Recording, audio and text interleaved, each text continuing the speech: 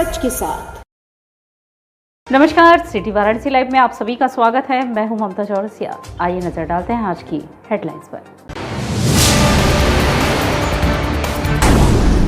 ज्ञानवापी मुद्दे पर स्वामी अविमुक्तेश्वरानंद का ऐलान। ज्ञानवापी में मिले शिवलिंग का 4 जून को करेंगे विधिवत दर्शन पूजन। सर्किट हाउस में रिपोर्ट टू नेशन प्रोग्राम का आयोजन। बतौर मुख्य अतिथि शामिल हुए केंद्रीय मंत्री महेंद्र नाथ पांडे। जेनेरिक दवाओं को लेकर सुबह बनारस क्लब ने किया जन जागरूकता कार्यक्रम।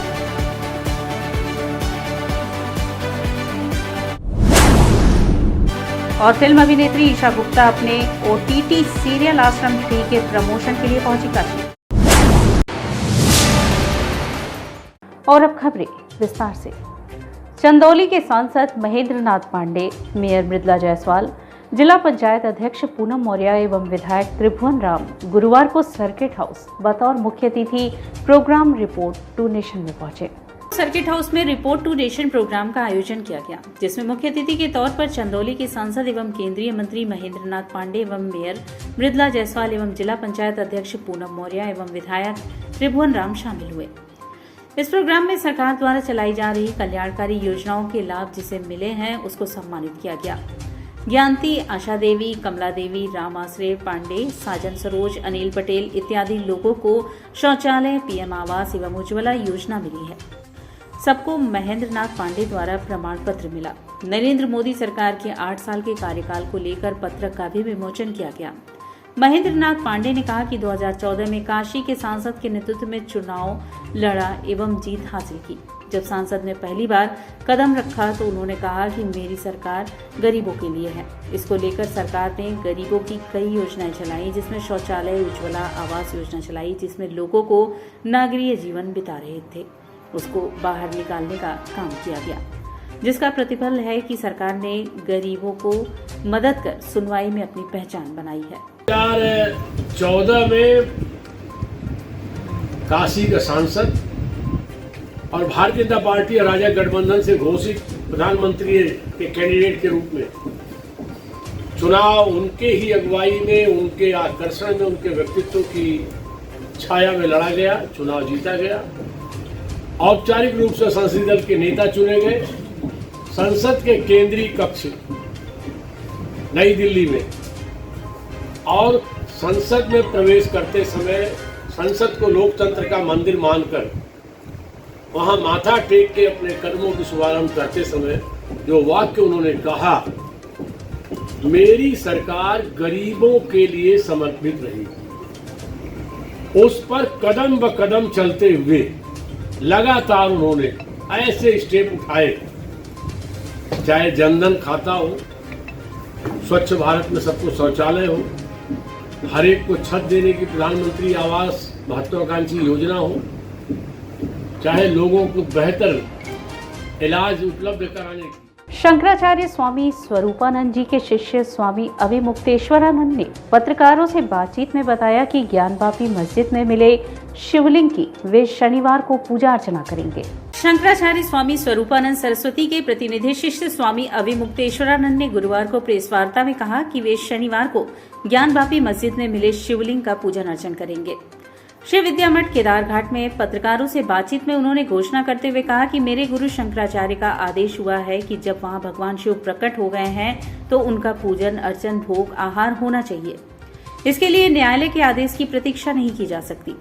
जब उनसे सवाल किया गया कि मामला भी अदालत में है और कड़ी सुरक्षा व्यवस्था है, ऐसे में पूजन कैसे संभव है, इस पर उन्होंने कहा कि धार्मिक मामलों में शंकराचार्य का आदेश सर्वोपरि है, उनके आदेश का पालन होगा। शनिवार को वह कब और कैसे मस्जिद परिसर में प्रवेश करेंगे, इस प्रश्न पर अविमुक्तेश्वरानंद ने कहा कि इसे अभी गोपनीय रखा गया है।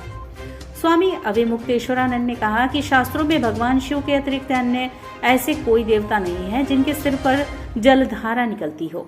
जो मनुष्य सनातन संस्कृति को न जानते, भगवान शिव के स्वरूप एवं उनके महात्म को नहीं जानते, वे किसी के सिर से पानी निकलते हुए देखकर उन्हें फव्वारा ही तो कहेंगे।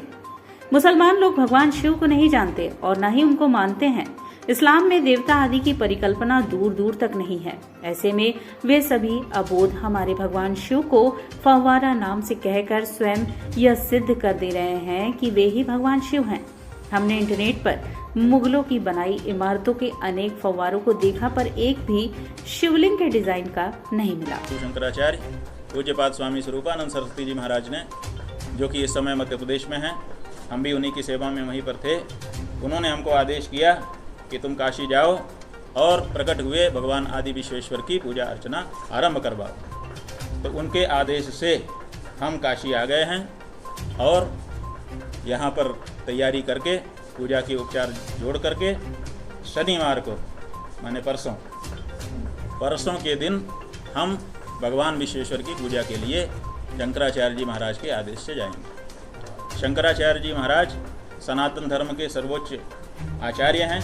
उनका अधिकार बनता है कि सनातन धर्म के बारे में वो व्यवस्था दें, और साथ ही साथ वो उत्तरामनाय ज्योतिष पीठ के भी शंकराचार्य हैं और काशी उत्तरामनाय उत्तर क्षेत्र में आता है, इसलिए उनके सीधे जुरिस्डिक्शन में, क्षेत्राधिकार में भी आता है। इसलिए उनका ये निर्णय भी है, आदेश भी है, तो उस आदेश का पालन किया जाएगा और भगवान आदि विश्वेश्वर जो कि प्रकट हो चुके हैं, उनकी पूजा अर्चना विधि विधान से संपन्न की जाएगी और उसको निरंतर बनाए रखा जाएगा। तो शनिवार से शुभ मुहूर्त में हम लोग ये कार्य करने वाले हैं। ये आपको बिना किसी संदेह के जेनरिक दवाओं के इस्तेमाल करने की अपील सुबह बनारस की तरफ से जागरूकता अभियान चलाकर किया गया। जेनेरिक दवाओं का इस्तेमाल बिना किसी संदेह के करने की अपील के साथ लोगों में जागरूकता लाने के उद्देश्य से सामाजिक संस्था सुबह बनारस क्लब के बैनर तले कबीरचौरा स्थित मंडलीय अस्पताल के बाहर जागरूकता अभियान चलाया गया। इस कार्यक्रम का नेतृत्व कर क्लब के अध्यक्ष मुकेश जायसवाल ने कहा कि नेशनल फार्मा प्राइसिंग अथॉरिटी की ओर से 1 अप्रैल 2022 से अंग्रेजी दवाओं के मूल्यों में 11% की हुई भारी वृद्धि ने बुरी तरह से महंगाई की मार झेल रहे गरीब मरीजों के लिए अच्छी खासी मुश्किलें पैदा कर दी हैं।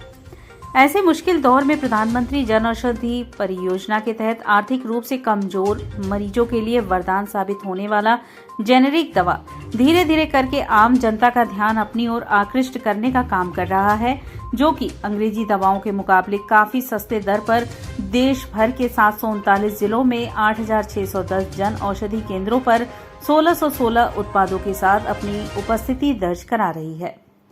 गुणवत्ता के मामले में यह अंग्रेजी दवाओं के मुकाबले कहीं से भी कमजोर नहीं है।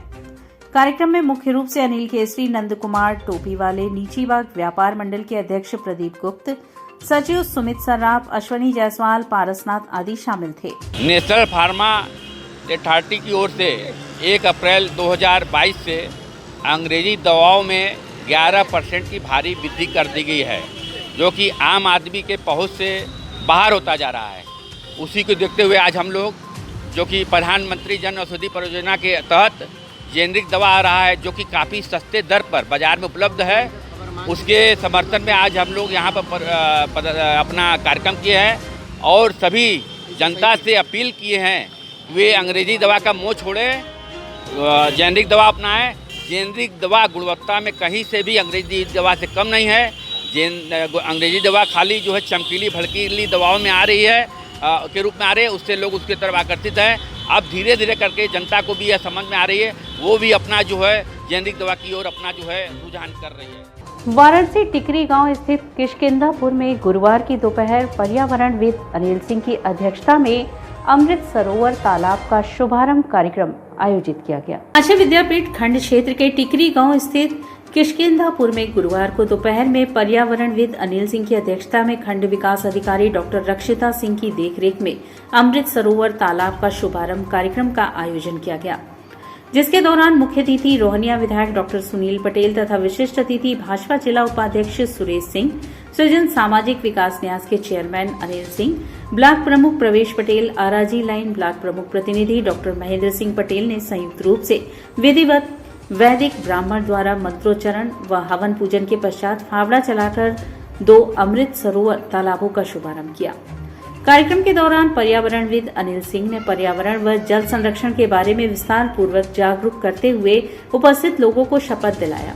कार्यक्रम का संचालन तकनीकी सहायक जय हिंद तथा धन्यवाद ज्ञापन ग्राम प्रधान सूर्यदेव प्रसाद मौर्य ने किया। और यहाँ वक्त उछला है एक छोटे से ब्रेक का, मिलते हैं ब्रेक के बाद। वाराणसी लाइव, सच के साथ।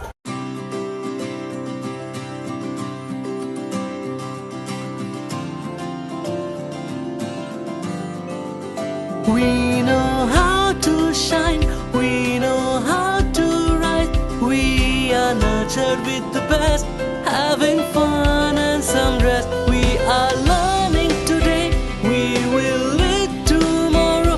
We are choosing our way, we're learning and play. We are creative, that is our motive. We are RS World School. We are creative, that is our motive.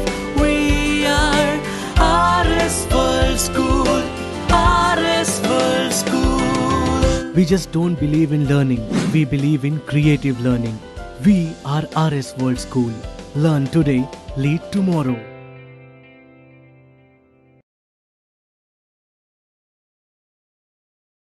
सन 2022 में यदि आपका सपना है BHU या देश के किसी सर्वश्रेष्ठ विश्वविद्यालय में एडमिशन लेने का, तो आप कर सकते हैं अपने सपनों को साकार संकल्प ट्यूटोरियल्स के साथ। संकल्प ट्यूटोरियल्स के 21 वर्षों के अनुभव, बेहतरीन ट्रेनिंग प्रोसेस, स्टडी मटेरियल्स और टेस्ट सीरीज के जरिए आप CUET के नए पैटर्न पर BHU की BSc, BCom, BA, BEd, LLB, BA LLB और BVoc की प्रवेश परीक्षा को आसानी से कर सकते हैं क्रैक। इसके साथ ही CHS की 6th, 9th और 11th में एडमिशन पाने के लिए सिर्फ संकल्प पर रखें विश्वास। BHU BCom में फर्स्ट रैंक लाना है तो आप भी मेरी तरह ज्वाइन करें संकल्प ट्यूटोरियल्स। संकल्प के टीचर्स बहुत ही अच्छे हैं। मेरे और मेरे सैकड़ों साथियों का BHU से BSc करने का सपना संकल्प ने पूरा किया। संकल्प के नोट्स और क्वेश्चन बैंक्स बहुत ही अच्छे हैं। मेरी तरह आप भी BHU BEd में फर्स्ट रैंक ला सकते हैं। CUET के नए पैटर्न पर BHU की प्रवेश परीक्षाओं की तैयारी के लिए संकल्प ट्यूटोरियल्स ने अपने study material, question bank, problem seat और अपने अध्यापन शैली को पूरी तरह से अपडेट किया है ताकि हमारे विद्यार्थी हर वर्ष की तुलना में इस वर्ष और शानदार परिणाम दे सकें। वाराणसी के किसी भी ब्रांच से या ऑनलाइन प्लेटफॉर्म पर अभी संपर्क करें, क्योंकि संकल्प जिसका नहीं है कोई विकल्प। कोरोना वायरस ने देश में एक बार फिर से रफ्तार पकड़ ली है। ऐसे में जरूरी है कि सभी लोग पूरी एहतियात बरतें। घर से बाहर निकलते समय मास्क का सदैव प्रयोग करें। समय समय पर हाथों को सैनिटाइजर से सैनिटाइज करें। ज्यादा भीड़ भाड़ वाली जगहों में जाने से बचें। 2 गज की दूरी का पालन करें। स्वस्थ रहें, सुरक्षित रहें। जनहित में जारी वाराणसी लाइव। वाराणसी लाइव, सच के साथ। और ब्रेक के बाद पुनः आपका स्वागत है। फिल्म अभिनेत्री ईशा गुप्ता अपने OTT सीरियल आश्रम 3 के प्रमोशन के लिए वाराणसी पहुंची। बाबा काशी विश्वनाथ से सफलता के लिए प्रार्थना कर मां गंगा की आरती में भी शामिल हुई। फिल्म अभिनेत्री ईशा गुप्ता आज काशी में थी। वे अपने OTT सीरियल आश्रम 3 के प्रमोशन के सिलसिले में यहां आई थी। उन्होंने अपने काशी प्रवास के दौरान काशी विश्वनाथ धाम का दर्शन भी किया। शाम को गंगा आरती भी देखने गंगा घाट पहुंची। पत्रकारों से बात करते हुए ईशा गुप्ता ने कहा कि कोरोना काल में फिल्मों की शूटिंग बंद होने के चलते अन्य हीरोइनों की तरह उन्हें भी OTT प्लेटफॉर्म पर आना पड़ा। बताया कि वे आश्रम 3 के प्रमोशन के सिलसिले में काशी आई हैं। बाबा विश्वनाथ से उन्होंने सफलता के लिए आशीर्वाद भी मांगा है। ये तो मेकर्स आपको बता पाएंगे, अभी तो मैंने तीसरा पार्ट अपना खुद ही नहीं देखा। बाबा निराला की फेवरेट शिष्य आप हैं? बात 3 पे तो मैं हूँ, चौथा का मुझे पता नहीं, चौथा तो अभी शूट भी नहीं हुआ तो पता नहीं। मैम, वेब सीरीज के आने से बॉलीवुड के मार्केटिंग पे असर पड़ा है? नहीं, बॉलीवुड की मार्केटिंग पे इसलिए फ़र्क नहीं पड़ा है। देखिए, क्योंकि पूरे ये अब द नेक्स्ट स्टेप है। सिनेमा जाना आसान भी नहीं होता। वैसे सिनेमा जाना हिंदुस्तान में बहुत बड़ी बात है, क्योंकि हम लोग बहुत दुख है, बहुत पॉवर्टी है, बहुत कठिनाई है हम लोगों की ज़िंदगी में। और फिर जब हम लोग मूवीज़ जाते हैं अपने दोस्त के साथ, परिवार के साथ, तो एक वो 2 घंटे हम भूल जाते हैं हमारी तकलीफ़ें क्या है। मगर दूसरी बात यह कि पैसा भी एक तकलीफ़ है। तो जब आप पैसा खर्च करना पड़ता है सिनेमा जाए, तो फ़ोन पे आने से ये OTT से फ़ायदा हुआ है कि सब एक साथ देख सकते हैं बिना पैसे ज़्यादा खर्च किए। बॉलीवुड से ज़्यादा आसान होता है वेब सीरीज में काम करना? बॉलीवुड से ज़्यादा आसान नहीं होता वेब सीरीज में काम करना, मगर वेब सीरीज़ की वजह से काफ़ी लोगों को काम मिलता है, ये मैं ज़रूर कहूँगी, क्योंकि काफ़ी अपॉर्चुनिटीज़ है और OTT। बुधवार को आबकारी विभाग की टीम ने कैंट रेलवे स्टेशन के समीप कई होटलों, रेस्टोरेंट व पेइंग गेस्ट वालों का अवैध रूप से शराब पिलाने को लेकर भंडाफोड़ किया। बुधवार की रात आबकारी विभाग की टीम ने कैंट रेलवे स्टेशन के सामने और आसपास के क्षेत्रों में होटल, गेस्ट हाउस और पेइंग गेस्ट हाउस में अवैध तरीके से शराब पिलाने का भंडाफोड़ किया। रात में अचानक हुए कार्रवाई से संचालकों में अफरा तफरी मच गई। टीम को देख शराब पी रहे लोग इधर उधर भागने लगे। बता दें कि पिछले काफी समय से कैंट रेलवे स्टेशन के सामने और परेड कोठी में कई होटल, गेस्ट हाउस और पेइंग गेस्ट हाउस में खुलेआम शराब पीने की शिकायत आबकारी विभाग को मिल रही थी। प्रभारी जिला आबकारी अधिकारी विष्णु प्रताप सिंह और उनकी टीम ने छापेमारी की तो मौके से भारी मात्रा में शराब और बियर बरामद हुई। प्रभारी जिला आबकारी अधिकारी ने बताया कि कुछ होटल और गेस्ट हाउस में शराब और बियर मिले हैं। ये ड्राइव लगातार जारी रहेगी। होटलों में छापेमारी के दौरान कहा गया कि ग्राहक खुद शराब लेकर आए हैं, जिस पर होटल संचालकों को समझाया गया कि अगर किसी भी होटल या रेस्टोरेंट में ग्राहक भी शराब लेकर आ रहा है तो इसकी भी जिम्मेदारी होटल की होगी। उच्च अधिकारियों के निर्देशन पे कैंट थाना और उसके आसपास के इलाकों में आबकारी विभाग की टीम के द्वारा ये चेक किया जा रहा है कि यहाँ के जो होटल हैं या रेस्टोरेंट हैं या ढाबे हैं उनमें किसी पर भी अवैध शराब न पिलाई जाए। तो इसी के संबंध में हम लोग ये ड्राइव कर रहे हैं और ये ड्राइव लगातार जारी रहेगी। क्या क्या बरामद हुआ है सर?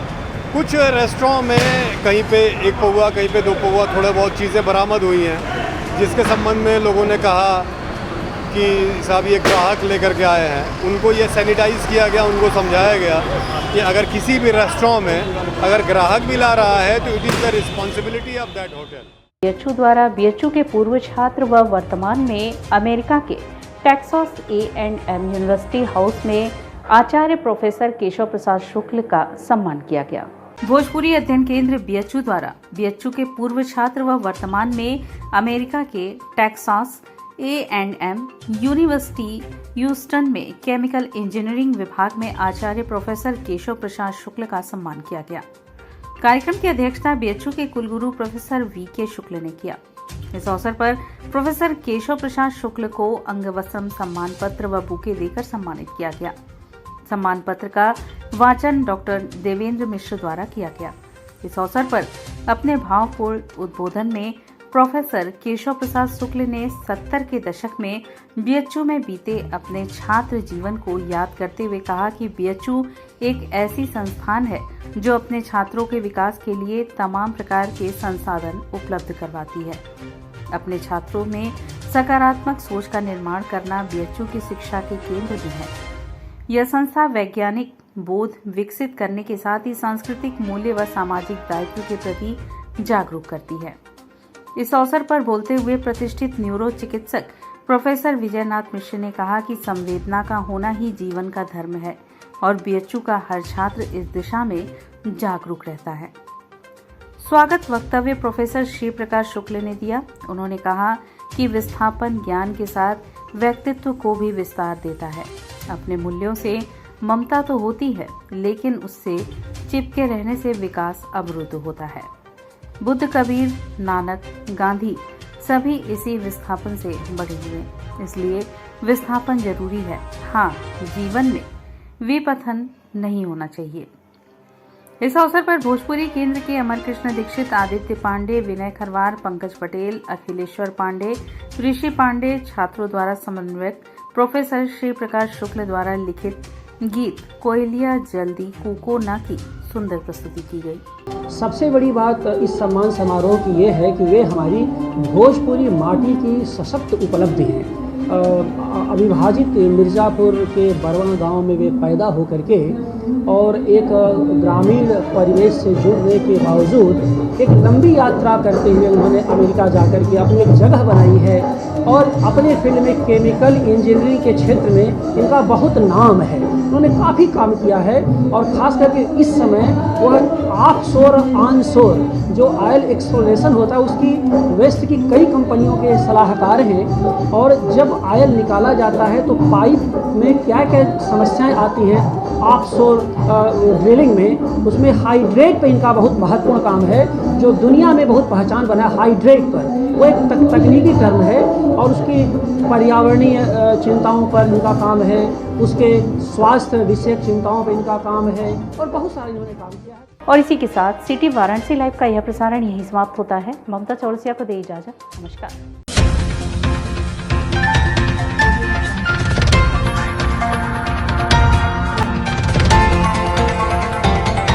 वाराणसी लाइव, सच के साथ।